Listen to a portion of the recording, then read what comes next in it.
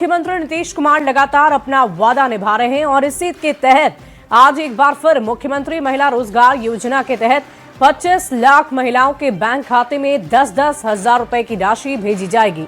दूसरी बड़ी खबर हम बात करेंगे जहानाबाद की नीट छात्रा संवेदना की मौत के मामले से जुड़ी। परिवार को अब धमकी दिए जाने की खबर सामने आई है। एक पर्ची में ज्यादा तेज बनने पर पूरे परिवार को जान से मारने की धमकी दी गई है, ऐसा पत्र उन्हें मिला है, जिसके बाद परिवार डरा सहमा हुआ है। पुलिस को इस बाबत जानकारी दे दी गई है। और तीसरी बड़ी खबर हमारी होगी बिहार की विधि व्यवस्था से जुड़ी हुई। राज्य में विधि व्यवस्था की स्थिति पर विपक्ष लगातार सवाल खड़े कर रहा है, जिस पर आज सदन में गृह मंत्री सम्राट चौधरी जवाब देंगे। दानापुर पुलिस के लिए पहेली बन चुकी कोचिंग की छत से गिरकर छात्रा की मौत मामले में डमी बॉडी टेस्ट किया जाएगा और एफएसएल की मदद इस कांड के खुलासे की तैयारी है। 7वीं मंजिल से पुलिस डमी बॉडी को फेंक कर चीजों को समझने की कोशिश करेगी, यानी कि सीन को रिक्रिएट किया जाएगा और रिक्रिएशन के बाद ये समझने की कोशिश की जाएगी कि यह छात्रा खुद गिरी या उसे धक्का दिया गया। तो ये 4 आज की बड़ी खबर है जिस पर सबकी निगाहें टिकी है। और आइए इस वक्त की सबसे बड़ी खबर की बात करते हैं। जहानाबाद से ये बड़ी खबर आ रही है जो नीट छात्रा संवेदना की मौत के मामले से जुड़ी हुई है। आपको बता दें कि परिवार को जान से मारने की धमकी दी गई है। आपको बता दें कि शनिवार की सुबह एक पर्ची मिली जिसमें यह लिखा था कि ज्यादा तेज अगर बने तो पूरे के पूरे परिवार को जान से मार दिया जाएगा। परिवार ने पुलिस को, सीबीआई को इस बाबत जानकारी दी है। पूरे मामले में पुलिस ने शिकायत दर्ज कर ली है। शकूराबाद पुलिस इस मामले की जांच पड़ताल शुरू कर चुकी है कि आखिर ये पत्र किसने लिखा, क्यों लिखा और किसने ऐसी हिमाकत की है। फिलहाल पुलिस इस पूरे मामले की पड़ताल में जुटी हुई है। आपको बता दें कि नीट छात्रा संवेदना की मौत मामले के बाद से लगातार पुलिस प्रशासन एक्टिव मोड में है। पहले एसआईटी की टीम जांच कर रही थी और अब सीबीआई के हाथों इस केस को लिया गया है और लगातार पटना से लेकर जहानाबाद तक हर कड़ी को जोड़ने की कोशिश की जा रही है। और इसी बीच ये पत्र चर्चा का विषय बना हुआ है।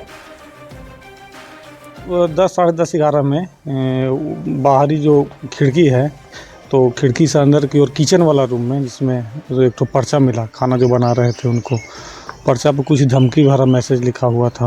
आप लोग दिख ही रहे हैं कि सब मार दिए जाओगे, ज़्यादा नहीं उड़ो, सबको रात में मारेंगे, इस टाइप का था। उसके बाद जो परिवार लोग थे वो स्थानीय प्रशासन जो है उनको सूचना दिया गया, फिर होकर आए, आकर के जो भी चीज़ था उसको ले गए। और ये डर तो बन रहे हैं सर, अब घर पे पर्चा मिल रहा है धमकी का वगैरह वगैरह, तो दिक्कत थोड़ा सा लग ही रहा है। सुरक्षा के लेकर यहाँ पे सुरक्षा लेकर के यहाँ पे चौकीदार लोग रहते हैं, दिन में रहते हैं, रात में भी रहते थे, लेकिन 2 रात से शायद नहीं है। 2 रात से 2 टू का ड्यूटी यहाँ पे था तो नहीं है। एक पतियामा गांव में जहां उस नीट छात्रा के साथ जो घटना हुआ था, तो उन्हीं के घर से एक पर्चा दिया गया है कि मेरे पर्चा संबंधित है, उसका जांच किया जा रहा है और उसका सनहा दर्ज कर लिया गया है थाना पे। सुरक्षा में वहाँ पे तैनात किया गया? जी, सुरक्षा के लिए तो करीब आज से 5-6 दिन पहले ही अपर थानाध्यक्ष की वहाँ तैनाती कर दिया गया है और गार्ड भी है और दफेदार भी वहाँ प्रतिनियुक्त है। तो आपको किस तरह का पर्चा मिलना क्या है? अभी उसका फिलहाल जांच चल रहा है। इस पूरी खबर की जानकारी के साथ न्यूज़ 18 संवाददाता राजीव रंजन फोन लाइन पर जुड़ रहे हैं। राजीव, क्या है ये मामला, कहां पत्र मिला और अभी इसको लेकर पुलिस कैसे जांच कर रही है? जी, मैं बता दूं कि शुक्रवार की रात को जो मृतक है संवेदना, उसके घर के लोग अपने गांव के ही एक शादी समारोह में उनके घर के मर्द गए हुए थे। सुबह में जब लोग पहुंचे तब घर का जो किचन है पीछे की ओर, उसके पास में एक डायरी का फटा हुआ पन्ना छोटा सा मिला था, जिस पर लगभग 18-20 शब्द में धमकी भरा शब्द लिखा हुआ था। हालांकि प्रथम दृष्टया देखने से ये लगता है कि किसी ने शरारत की है, लेकिन चूंकि मामला सेंसिटिव है, जिस घर के छात्रा की मौत हुई है, जांच सीबीआई कर रही है, ऐसे में मामले को लेकर पुलिस किसी भी तरह का कोई ये नहीं लेना चाहती, रिस्क नहीं लेना चाहती और सनहा दर्ज कर लिया गया है। आज प्राथमिकी भी दर्ज होगी और मामले की जांच होगी। जी राजीव, ये बताइए कि इस पत्र को लेकर परिजनों को किसी के ऊपर शक है कि आखिर ये पत्र किसने वहां रखा होगा। जाहिर तौर पर जिसे घर के आसपास की जानकारी हो, रसोई घर की खिड़की के पास इस पत्र को रखा गया है, तो क्या हम ये समझे कि किसी स्थानीय की ये शरारत भी हो सकती है? जी बिल्कुल, जब मैंने उनके घर के परिवार से बात की तो जो मृतक संवेदना उनके चाचा ने बताया कि ये किसी बच्चा ने या गांव के ही किसी व्यक्ति ने ऐसा काम किया है। और सबसे बड़ी बात है कि वहां पर जो घटना हुई थी उसके बाद वहां पर थाना के द्वारा एक दफादार की तैनाती की गई थी जो लगातार उनके घर में रह रहा था। शुक्रवार की रात वो दफादार नहीं था और शनिवार की सुबह जो है ये पर्ची जो है, पुर्जा जो है वो वहां मिला। तो इससे शक और गहरा होता है कि किसी ने जानबूझकर ये बदमाशी की है। हालांकि पुलिस की जांच में ये भी साफ पता चल ही जाएगा। चलिए, बहुत शुक्रिया राजीव हमारे साथ जुड़ने के लिए, तमाम जानकारी के लिए। फुलवारीशरीफ में छात्रा की मौत से जुड़ा हुआ ये मामला है। पोस्टमार्टम रिपोर्ट में बड़ा खुलासा किया गया है। पोस्टमार्टम में रेप का मामला ये नहीं निकला है। पुलिस ने इस पूरे मामले को रिक्रिएट करने की बात कही है। क्राइम सीन को रिक्रिएट किया जाएगा। डमी बॉडी को गिराकर ये देखने की कोशिश की जाएगी कि क्या वाकई अलग अलग एंगल से जब हम डमी बॉडी को गिराते हैं तो इस सीन को रिक्रिएट किया जाएगा। खुद वो गिरे है या उसे धक्का दिया गया होगा, इससे लेकर जांच पड़ताल की जाएगी। और ये तस्वीरें हम आपको उस दिन की दिखा रहे हैं। ये तस्वीरें शायद आपको विचलित भी कर दें। बार बार ये तस्वीरें सामने आ रही हैं और पुलिस लगातार इसी तस्वीर को देखकर, इसी सीसीटीवी फुटेज को देखकर पड़ताल कर रही है और ये कोशिश कर रही है जानने की कि क्या उसे धक्का दिया गया, क्योंकि छत पर वहां से बहुत सारे आपत्तिजनक चीजें भी मिली थी। उसी बिल्डिंग की ऊंची छत पर जहां शराब की बोतलें, पाउच फेंके गए थे। हालांकि इस बात को लेकर जानकारी सामने आ चुकी है कि इस युवती के साथ दुष्कर्म जैसी कोई वारदात नहीं हुई थी, लेकिन अब सवाल यही है कि यह हत्या थी या आत्महत्या। इस पूरी खबर के एक जानकारी के साथ न्यूज 18 संवाददाता दानापुर से अमरजीत शर्मा फोन लाइन पर जुड़ रहे हैं। अमरजीत, क्या जानकारी है आपके पास? अभी फिलहाल पुलिस किस दिशा में जांच पड़ताल करने वाली है?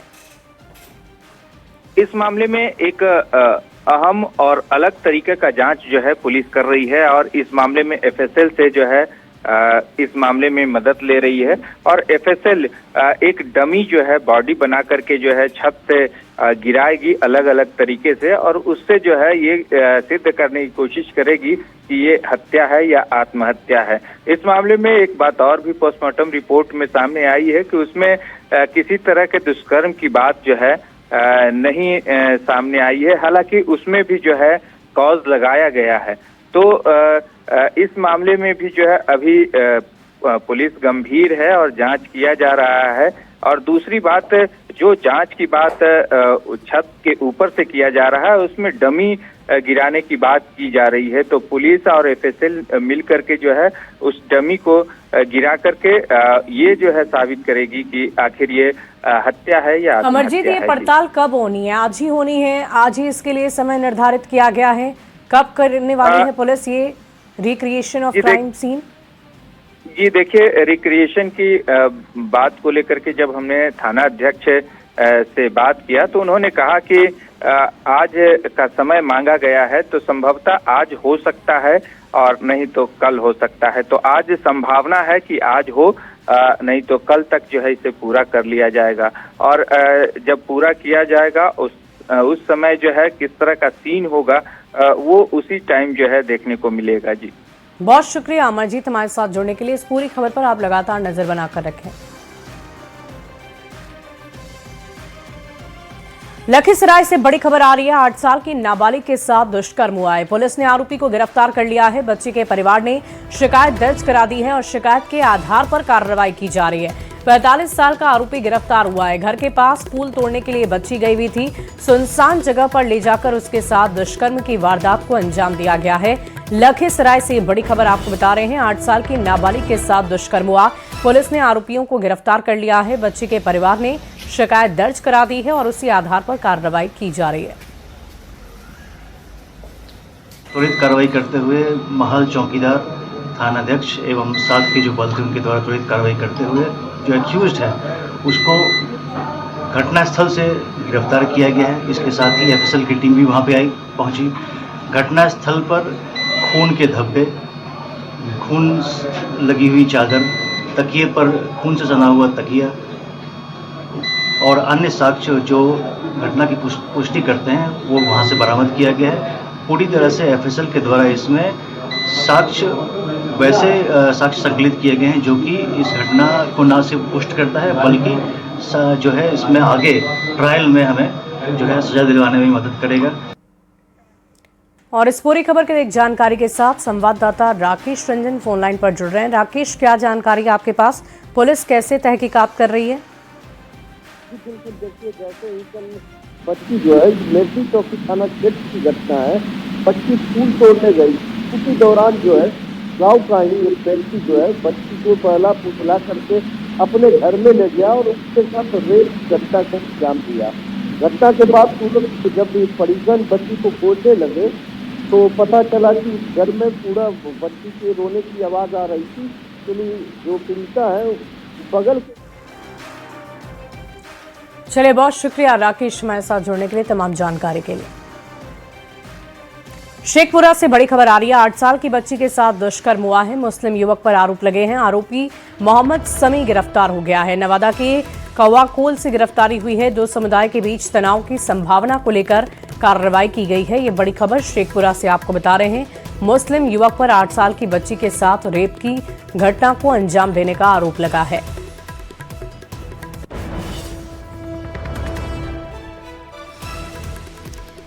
तो शेखपुरा से यह खबर, 8 साल की बच्ची के साथ दुष्कर्म की वारदात, मुस्लिम युवक पर आरोप लगे हैं। शेखपुरा से बड़ी खबर आपको बता रहे हैं और आरोपी मोहम्मद सनी को गिरफ्तार कर लिया गया है। शेखपुरा से यह खबर सामने आ रही है। फिलहाल पुलिस अलग अलग एंगल से जांच पड़ताल कर रही है।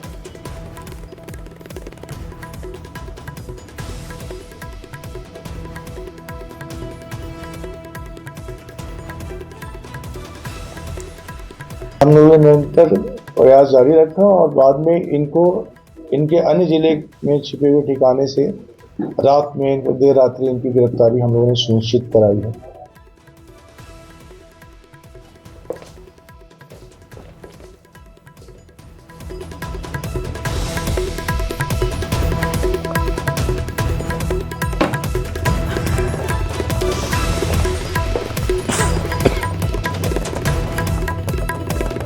नहीं बंद कर रहे।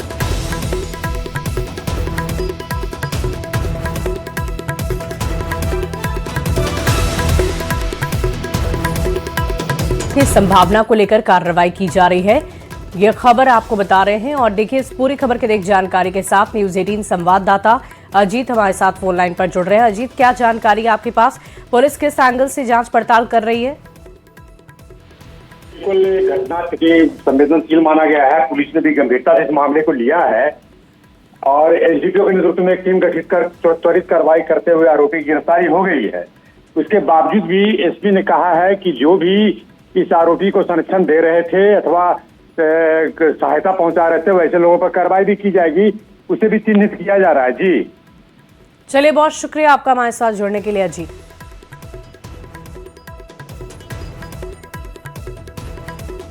तो नवादा के कौवाकोल से गिरफ्तारी हुई है और फिलहाल आरोपी मोहम्मद सनी पुलिस की गिरफ्त में है। जांच पड़ताल की जा रही है। दो समुदाय में तनाव की संभावना थी और इसी से आहत होकर शायद इस घटना को अंजाम दिया गया है। पुलिस मामले की पड़ताल में जुटी हुई है। और इसी बीच राजधानी पटना से एक बड़ी खबर आपको बताएंगे। महिलाओं को सीएम नीतीश ने सौगात देने की बात कही है। 25,02,000 महिलाओं के खाते में दिए जाएंगे। आज ये राशि भेजी जाएगी। 10,000 की राशि भेजी जाएगी। मुख्यमंत्री महिला रोजगार योजना के तहत इस राशि का वितरण किया जाएगा। आज सुबह 10 बजे नीतीश कुमार इस राशि को भेजेंगे। डीबीटी के माध्यम से सीएम नीतीश कुमार इस राशि को भेजेंगे। तो पटना से ये बहुत बड़ी खबर। सीएम नीतीश ने अपने वादों को पूरा किया है। महिलाओं के प्रति जो उन्होंने वादे किए थे उन वादों पर खड़े उतरते नजर आ रहे हैं सीएम नीतीश कुमार और लगातार महिलाओं के खाते में राशि भेजी जा रही है। आज 25,02,000 महिलाओं के खाते में राशि को भेजा जाएगा। 10,000 रुपए की ये राशि होगी और आपको बता दें कि चुनाव के पहले, चुनाव के दरमियान भी नीतीश कुमार चुनावी जनसभाओं में महिला रोजगार योजना के तहत महिलाओं के खाते में राशि भेजे जाने की बात उनकी तरफ से कही गई थी और उन महिलाओं को राशि मिली भी। और आज एक बार फिर से मुख्यमंत्री महिला रोजगार योजना के तहत इन राशि का वितरण किया जाएगा। आज सुबह 10 बजे का वक्त निर्धारित रखा गया है जब नीतीश कुमार इस राशि का वितरण करेंगे। डीबीटी के माध्यम से इस राशि को इन महिलाओं के खाते में भेजा जाएगा। 25,02,000 महिलाएं हैं जिनके खाते में 10-10 हजार रुपए की राशि भेजी जाएगी। बिहार की 25 लाख महिलाओं के लिए खुशखबरी है।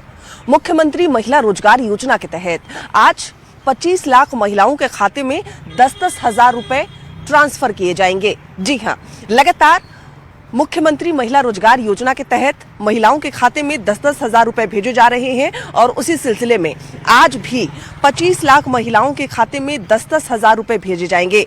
इस दौरान कुल 25 करोड़ रुपए डीबीटी के जरिए लाभुकों के बैंक खाते में ट्रांसफर होंगे। जानकारी के मुताबिक मुख्यमंत्री नीतीश कुमार वीडियो कॉन्फ्रेंसिंग के जरिए राशि ट्रांसफर करेंगे। इसे लेकर जिला, प्रखंड और ग्राम संगठन स्तर पर भी कार्यक्रम का आयोजन होगा। सभी 38 जिला मुख्यालय में जिला पदाधिकारी की अध्यक्षता में जिला स्तरीय कार्यक्रम का आयोजन किया जाएगा। बिहार में महिलाएं सेल्फ डिफेंड बने और खुद का रोजगार शुरू कर सके, इसके लिए मुख्यमंत्री महिला रोजगार योजना के तहत उन्हें सहायता राशि दी जा रही है। पहले महिलाओं को 10-10 हजार रुपए दिए जा रहे हैं। इसके बाद सरकार 2-2 लाख रुपए की राशि सहायता के रूप में देगी। पहले फेज में 10 हजार रुपए दिए गए, दूसरे फेज में महिलाओं को 20 हजार, तीसरे फेज में 40 हजार, चौथे फेज में 80 हजार, पांचवें फेज और आखिरी फेज में 60 हजार रुपए की राशि महिलाओं को दी जाएगी। जानकारी के मुताबिक पहले फेज में दिए गए 10 हजार रुपए का उपयोग का आकलन किया जाएगा। ये जिम्मेदारी ग्राम संगठन की होगी। देखा जाएगा कि राशि से दुकान या व्यवसाय शुरू हुआ है या नहीं। यह भी देखा जाएगा कि व्यवसाय को लेकर रुचि कैसी है।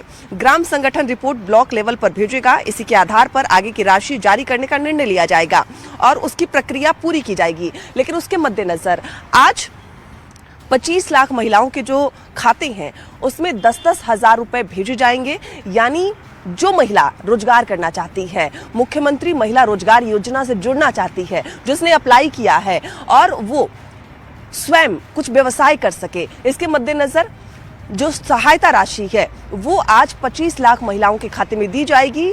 और लगातार जो महिलाएं हैं वो स्वावलंबी बन रही हैं, व्यवसाय कर रही हैं, किसी पर अब आश्रित नहीं है, क्योंकि कुछ ना कुछ रोजगार कर रही हैं और मुख्यमंत्री की तरफ से भी उन्हें सहायता राशि दी जा रही है। और आने वाले भविष्य में जो महिलाएं बेहतर व्यवसाय करेंगी, उनका संकल्प दृढ़ होगा, उन्हें 2-2 लाख रुपए तक की सहायता राशि भी मुख्यमंत्री की तरफ से दी जाएगी।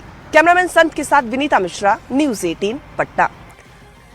तो आज का दिन महिलाओं के लिए काफी महत्वपूर्ण है, जो बेसब्री से इंतजार कर रही थी कि 10-10 हजार रुपए उनके खाते में जाएंगे। और आखिरकार आज एक बार फिर से 25,02,000 महिलाओं का सपना पूरा होने वाला है, जिनके खाते में 10-10 हजार रुपए की राशि डीबीटी के माध्यम से आज सुबह 10 बजे नीतीश कुमार भेजने वाले हैं। और चलिए अब आपको ये बताते हैं कि कैसे चुनाव के पहले किए वादे को नीतीश कुमार चुनाव के बाद भी निभा रहे हैं। आज की 25 लाख महिलाओं को शामिल कर लिया जाए तो मुख्यमंत्री महिला रोजगार योजना के तहत 10-10 हजार रुपए पाने वाली कुल कितनी महिलाएं हैं वो हम आपको बताते हैं। देखिए, तारीख 26 सितंबर 2025 को 75 लाख महिलाओं के खाते में 7500 करोड़ रुपए राशि भेजी गई थी, यानी कि 10-10 हजार रुपए के हिसाब से। और ये देखिए, 3 अक्टूबर 2025 की तारीख को अगर हम देखें तो 25,25,100 करोड़ की राशि भेजी गई थी। इसके अलावा 6 अक्टूबर 2025 की अगर हम बात कर लें तो 46 लाख महिलाओं के खाते में 4,600 करोड़ रुपए की राशि राज्य सरकार की तरफ से भेजी गई। इसके अलावा अगर हम बात करें 28 नवंबर 2025 की तो 10 लाख महिलाओं के खाते में 1,000 करोड़ की राशि का वितरण किया गया था। और इसके साथ ही साथ 16 फरवरी 2026 की अगर हम बात कर लें तो 25 लाख महिलाओं के खाते में 2500 करोड़ रुपए की राशि का वितरण किया गया है। तो अब तक कुल मिलाकर अगर हम बात करें तो लाभुकों की जो संख्या है वो 1.18 करोड़ है। तो आप समझ सकते हैं कि कितनी सारी महिलाओं को इसका लाभ मिला है। और आज को अगर हम शामिल कर लें तो ये कुल जो संख्या है वो 1.81 करोड़ महिलाओं की संख्या है, जिनके खाते में अब तक ये राशि ट्रांसफर की जा रही है और ये सिलसिला बदस्तूर जारी है। तारीख बदलती रही, महिलाओं की संख्या बदलती रही, राशि की संख्या बदलती रही, लेकिन ये लगातार महिलाओं के खाते में राशि जाती रही है। नीतीश कुमार ने ये वादा किया था और उस वादे को निभा भी रहे हैं। उद्योग और पथ निर्माण मंत्री दिलीप जायसवाल ने कहा है कि इस साल 3.47 लाख करोड़ रुपए का बजट पेश किया गया, जो पिछले साल की तुलना में 30,000 करोड़ रुपए ज्यादा है। उन्होंने कहा कि बजट में कृषि, सड़क, रेलवे और सीमांचल क्षेत्र में विकास पर विशेष बल दिया गया है। उन्होंने बताया कि बिहार में सेमीकंडक्टर पॉलिसी लाई जा रही है, जिस पर 17 फरवरी को भारत मंडपम में अंतर्राष्ट्रीय बैठक होगी। नेपाल से आने वाले पानी को जल ग्रहण बैंक में इकट्ठा कर उद्योगों को उपलब्ध कराया जाएगा। इससे रोजगार के अवसर बढ़ेंगे और पर्यटन को बढ़ावा मिलेगा। Semiconductor manufacturing park, global capability centre, mega tech city और फिनटेक सिटी बनेगा और इसको भी बिहार सरकार ने जो है और भारत सरकार की मदद से परसों कल हम रात में दिल्ली जा रहे हैं। प्रधानमंत्री जी मंडपम और वहां पर जो है एक कार्यक्रम है जिसमें 16 देश के राष्ट्रीय अध्यक्ष और हमारे राष्ट्रपति और प्रधानमंत्री उसमें उपस्थित रहेंगे। और देखिए, बक्सर में घोड़ों का मेला सजा हुआ है। ये मेला कई मायनों में बेहद खास है। ब्रह्मपुर प्रखंड में बाबा ब्रह्मेश्वर नाथ के नाम से लगने वाले इस मेले में मुगल काल से ये मेला चला आ रहा है। ये मेले में सभी नस्ल के घोड़े पहुंचे हैं। घोड़ों के कद्रदान आज भी इस मेले में सैकड़ों किलोमीटर की दूरी तय करके आते हैं। इस मेले की शोहरत बिहार के अलावा कई राज्यों तक फैली हुई है। हम आए हैं पंजाब से, बठिंडा से, और इस मेले पे दूसरी बार आए हैं। पिछले साल भी आए थे, इस बार फिर आए हैं। बहुत बढ़िया व्यवहार है यहाँ लोगों का, मिलने वाले हैं सभी। और पिछली बार आए थे तो सभी कह रहे थे आप इतनी दूर आए हो, आप कुछ भी आपको दिक्कत हो हमें बताना। हर एक आदमी बहुत प्रेम से रहने वाला है और बढ़िया है हमारे लिए, तो बहुत बढ़िया मंडी है। मैंने 12 घोड़े ला रखा था यहाँ पे, तो ये 3 बज चुके हैं और सारा निकल चुका है घोड़ा।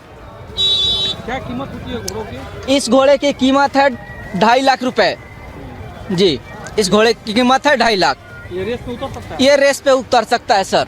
ये रेस का ही बादल इसका नाम ही रखा गया है सर, रेस के लिए ही है। घोड़े में तो बहुत शौक है। घोड़े के आगे तो सब कुछ फेल है। डिफेंडर है, फॉर्च्यूनर है, कुछ भी रहे, सब चीज़ फेल है। घोड़ा के आगे कोई शौक नहीं। घोड़ा चल दिया तो कोई भी गाड़ी रहे, कितना भी महंगा, करोड़ों करोड़ का, वो कोई नहीं देखेगा। घोड़ा देखेगा, या छोटा रहे या बड़ा रहे, घोड़ा घोड़ा है। हम लोग का बचपन से भी शौक है, घोड़े का शौक है, इसीलिए मेला में हमेशा रहे। बक्सर के ब्रह्मपुर धाम में इस बार घोड़ों का मेला सजकर पूरी तरह से तैयार हो गया है। एक से बढ़कर एक कद्रदान इस मेले में पहुंच रहे हैं और सबसे बेहतर नस्ल के घोड़े भी इस बार इस घोड़े मेले में बिकने के लिए यहां पहुंचे हुए हैं। और बता दें कि यहां पर देश के हर कोने से जो खरीदार होते हैं, जो इसके कद्रदान होते हैं, वो यहाँ पहुँचते हैं और यहाँ पर सबसे बेहतर नस्ल के जो घोड़े हैं वो यहाँ पर पहुँचते हैं बिकने के लिए। महाशिवरात्रि के मौके पर लगने वाले इस घोड़े मेले का आकर्षण होता है रेस, और इसमें जो भी घोड़े यहाँ बिकने के लिए आते हैं वो सभी घोड़े रेसर होते हैं। किसी घोड़े का नाम बादल है तो किसी घोड़े का नाम तूफान है। और अगर बात करें इनकी कला की तो जब ये रेस में उतरेंगे, रेस के लिए लोग यहाँ पर पहुँचते हैं, घोड़े को खरीद करके यहाँ से ले करके जाते हैं। तो ब्रह्मपुर में जो घोड़ों का मेला है वो पूरी तरह से सजा हुआ है और आप देख सकते हैं ये घोड़े का मेला में एक से बढ़कर एक जो मेले हैं में जो खरीदार हैं, जो बेचने वाले हैं, वो यहाँ पहुँचे हुए हैं। और तमाम जो ये घोड़ा में जो मेले का जो नज़ारा है, पूरी तरह से कह सकते हैं कि यहाँ आज भी जो घोड़े के कद्रदान है वो पहुँचते हैं। और कुल मिलाकर के ये जो मेला है 1 हफ्ते तक चलता है और यहाँ लाखों का कारोबार होता है इस घोड़े मेले में। पुष्पराज, न्यूज़ 18, ब्रह्मपुर धाम, बक्सर। और फिलहाल